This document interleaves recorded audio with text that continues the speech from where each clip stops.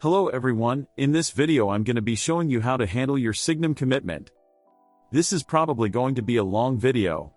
But do not worry, this is a tutorial for complete beginners. And there will be some answers to common questions made by new community members. So it's totally recommended to watch the video completely. The only thing that I expect from you is just to have watched the mining tutorial video we made. I highly recommend watching that video tutorial. You will find the link on the description below. So let's begin. What is Signa PoC+? Signum introduced the world to the proof of commitment, a decentralized consensus as the evolution of the proof of capacity. This innovative consensus offers a new way for miners to increase their effective storage capacity, committing a Signa balance in their account.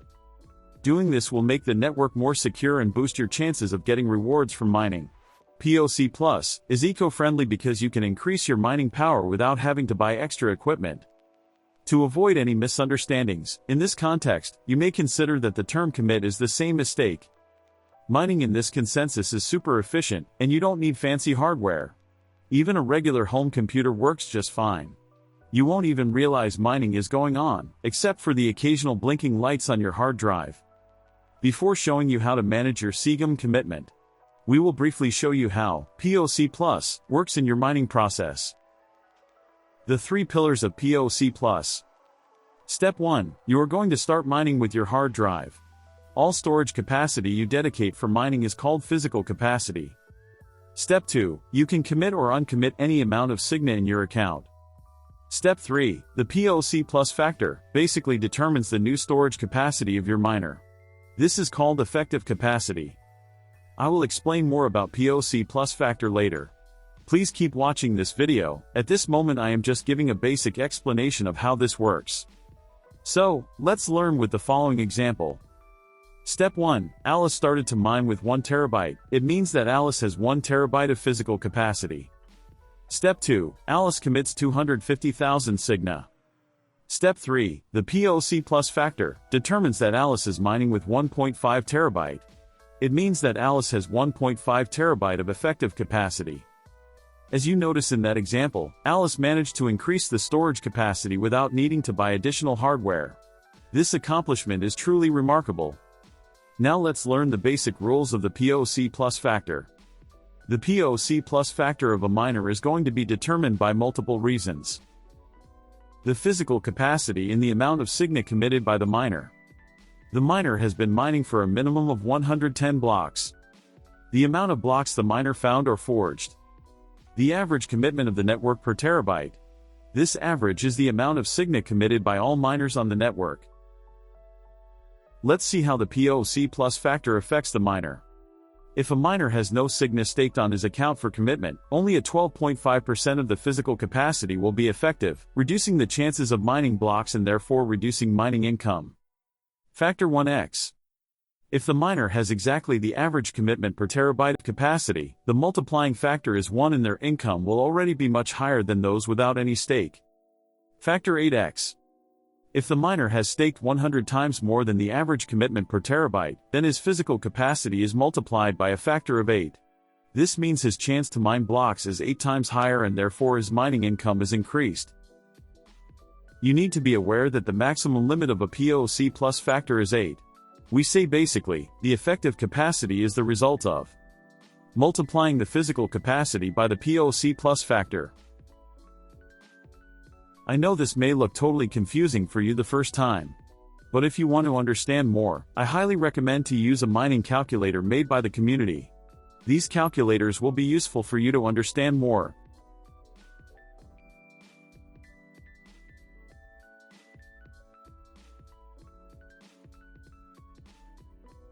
So now let's learn the basic rules of adding commitment. Newly added commitment becomes active for mining after 1,440 blocks. For example, if you commit 25,000 Signa, the commitment balance gets updated after 1,440 blocks. All committed Signa never leaves your account. They are just locked. Now let's see the rules of removing commitment. You are able to uncommit your Signa if you comply with these rules. First rule, you have not added commitment in the last 1,440 blocks. Second rule, you have not forged a block in the last 1,440 blocks. If you want to uncommit your funds, I highly recommend you stop mining for 1,440 blocks. Signum commitment has these rules for the purpose of avoiding attack vectors, like a double spend attack.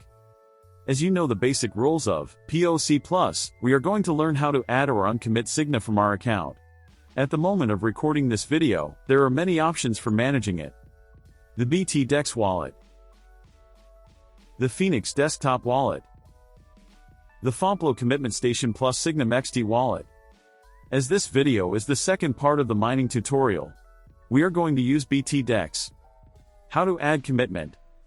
As you have some Signa available, you can click on the plus button.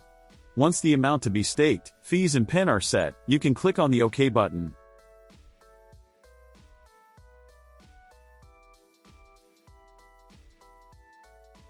How to remove commitment. If you have Signa committed and have taken into consideration the rules, you can click on the minus button. Once the amount to be unstaked, fees and PIN are set, you can click on the OK button.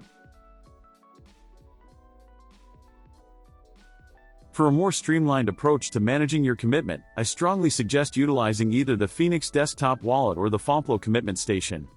These tools offer feedback on when it's available to release your commitment. Now you know how to handle the Signum commitment.